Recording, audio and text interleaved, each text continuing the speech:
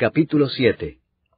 ¿Acaso ignoráis, hermanos, pues hablo con los que conocen la ley, que la ley se enseñorea del hombre entre tanto que éste vive? Porque la mujer casada está sujeta por la ley al marido mientras éste vive, pero si el marido muere, ella queda libre de la ley del marido.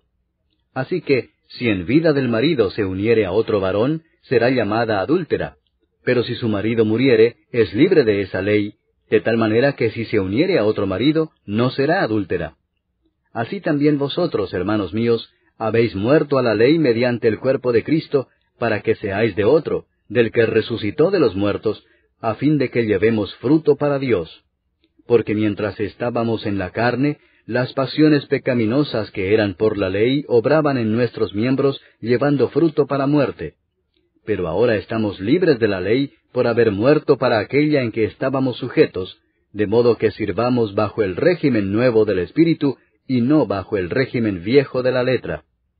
¿Qué diremos, pues? ¿La ley es pecado? En ninguna manera.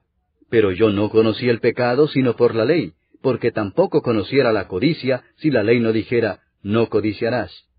Mas el pecado, tomando ocasión por el mandamiento, produjo en mí toda codicia, porque sin la ley el pecado está muerto. Y yo sin la ley vivía en un tiempo, pero venido el mandamiento, el pecado revivió y yo morí. Y hallé que el mismo mandamiento que era para vida, a mí me resultó para muerte, porque el pecado, tomando ocasión por el mandamiento, me engañó y por él me mató. De manera que la ley a la verdad es santa, y el mandamiento santo, justo y bueno. Luego lo que es bueno vino a ser muerte para mí, en ninguna manera, sino que el pecado, para mostrarse pecado, produjo en mí la muerte por medio de lo que es bueno, a fin de que por el mandamiento el pecado llegase a ser sobremanera pecaminoso.